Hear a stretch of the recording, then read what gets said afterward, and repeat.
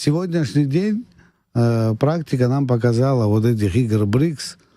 Я думаю, большинство нашего населения как минимум смотрели эти игры, болели, потому что очень много звонков. Но и мы, честно говоря, не ожидали таких результатов. Это все было сделано на характере вот наших мальчиков, наших девочек. Все на характере, на патриотизме, на том, что мы впервые в таком форуме вот как-то организм мобилизировался, наверное, можно сказать, вот даже момент расскажу такой.